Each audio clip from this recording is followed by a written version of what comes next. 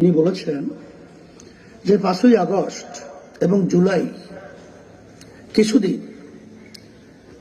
আমাদের বাংলাদেশের ভবিষ্যৎ প্রজন্ম মেধাবী সন্তানগুলো তাদের ন্যায্য দাবি আদায়ের লক্ষ্যে যে আওয়াজ তুলেছিল, কোন রাজনৈতিক দল তখন কিন্তু তাদের ব্যানার নিয়ে রাজপথে নামার মতো পরিবেশ পায় নাই বা সেভাবে তারা পদক্ষেপ নিতে পারে নাই।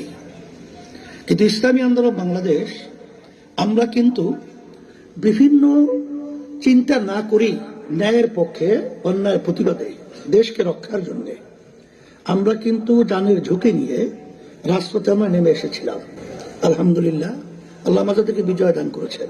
কিন্তু দুঃখ হয় যখন এই খুনিদেরকে, ফ্যাসিস্টদেরকে এবং আমাদের দেশ লুটপাট করে টাকা পাচারকারীদেরকে যখন তারা সাধারণ ক্ষমা ঘোষণা করে, যখন কেউ তাদেরকে নির্বাচনে আসার ব্যাপারে আহ্বান করে, যখন তাদের দ্বারা বিভিন্ন ধরনের আচরণের মধ্যে সক্ষতা তৈরি করে, এটা আমাদের কষ্ট হয়। এই চিন্তা আমাদের পরিবর্তন করতে হবে।